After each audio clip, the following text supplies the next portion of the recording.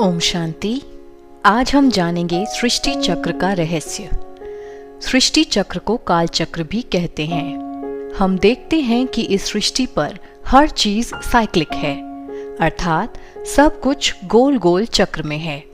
जैसे पर्यावरण चक्र, ऋतुओं का चक्र, वाटर साइकिल, जैसे घंटों का चक्र 1 से लेकर 12 तक और 12 के बाद हूबहू रिपीट। जैसे महीनों का चक्र, जनवरी, फरवरी, मार्च से लेकर दिसंबर तक और दिसंबर के बाद पुनः रिपीट। जैसे दिनों का चक्र, Sunday, Monday, Tuesday, Wednesday, Saturday तक और सैटरडे के बाद फिर हूबहू रिपीट। जैसे 1 से लेकर 30-31 की तारीख, 30-31 के बाद फिर से इसकी पुनरावृत्ति होती है। फिर आप लॉ ऑफ कर्मा को ही देख लीजिए। कर्म का सिद्धांत भी यही कहता है कि जैसा हम करेंगे ठीक वैसा ही घूमकर हमारे पास लौटेगा। पृथ्वी भी अपने आप में गोल है। पृथ्वी अपनी धुरी पर भी गोल ही घूमती है। जैसे सुबह, दोपहर, शाम, रात और रात के बाद पुनः सवेरा होता है, ठीक उसी प्रकार सृष्टि के 4 युग भी चक्र में हैं। सृष्टि चक्र सतयुग, त्रेता, द्वापर और कलयुग, इन 4 युगों से बना हुआ है। चारों युगों को मिलाकर एक कल्प कहा जाता है। जिस प्रकार हर चक्र की एक अवधि होती है, जैसे 24 घंटे का एक दिन होता है, 60 मिनट का एक घंटा होता है, 30 दिन का एक महीना होता है और 365 दिन का एक वर्ष होता है, ठीक उसी प्रकार 5000 वर्ष का एक कल्प होता है। अर्थात कल्प की आयु पूरे 5000 वर्ष की होती है, जिसमें प्रत्येक युग 1250 वर्ष का है। सतयुग, त्रेता को मिलाकर स्वर्ग कहा जाता है और द्वापर, कलयुग को मिलाकर नर्क कहा जाता है।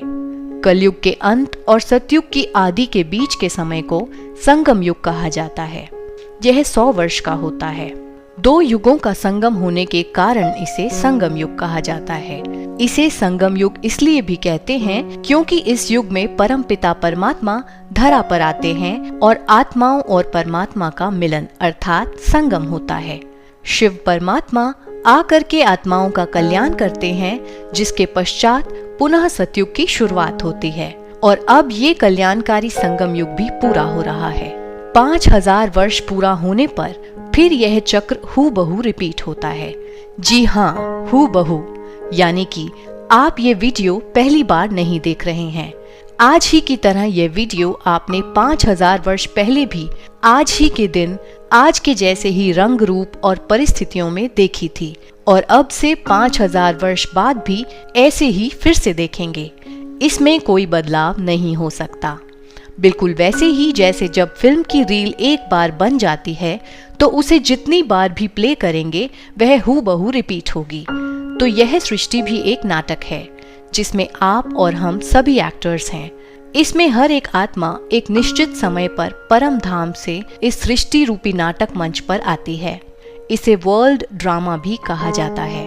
इस ड्रामा का डायरेक्टर स्वयं परमात्मा शिव है और यह ड्रामा बहुत एक्यूरेट और कल्याणकारी है।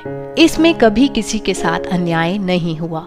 यह ड्रामा अनादि है और अनंत है, यानी कि 5000 वर्ष का यह चक्र निरंतर चलता रहता है, कभी समाप्त नहीं होता और ना ही इसकी कोई आदि है। तो है ना ये बहुत अद्भुत रहस्य की बात।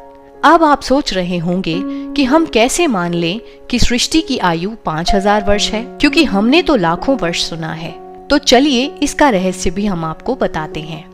सबसे पहली बात, कल्प की आयु को लाखों वर्ष कह देना यह केवल एक अनुमान था जो साइंटिस्ट्स और ऋषि मुनियों ने लगाया था, सत्य को ना जानने के कारण। तब तो आपने इस बात का प्रमाण नहीं मांगा और बिना प्रमाण ही विश्वास भी कर लिया।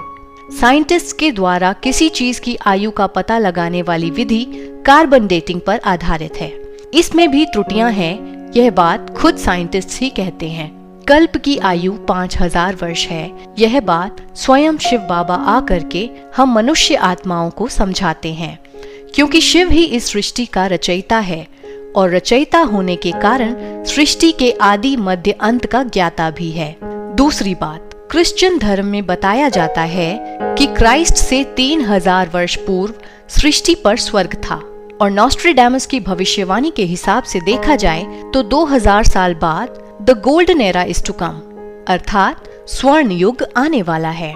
तो 3000 और 2000 कुल मिलाकर हुए ना 5000 वर्ष।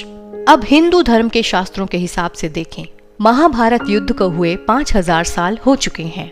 और महाभारत के लास्ट चैप्टर में यह बात आती है कि जब घर घर में महाभारत हो जाए तब समझ लेना कि महाभारत काल पुनः आ गया है, जो कि हम इस समय प्रैक्टिकल में देख ही रहे हैं। इस्लाम धर्मशास्त्र के हिसाब से देखें तो उनके धर्मशास्त्र में भी यह बात आती है कि कयामत का समय हर 5000 साल में एक बार आता है, और उनके हिसाब से भी अब कयामत का समय आ रहा है। हमारा देवी देवता धर्म भी 5000 वर्ष पुराना ही है। तो आप देखेंगे 5000 वर्ष से पहले का किसी के पास कोई भी प्रमाण नहीं है।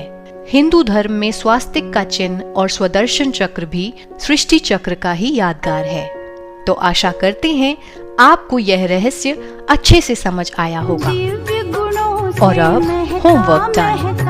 आज का होमवर्क है, सारा दिन यही अभ्यास करना है कि इस सृष्टि नाटक में मैं आत्मा हीरो पार्टधारी हूँ, अर्थात मेरे जैसा विशेष पार्ट और किसी का नहीं। ओम शांति।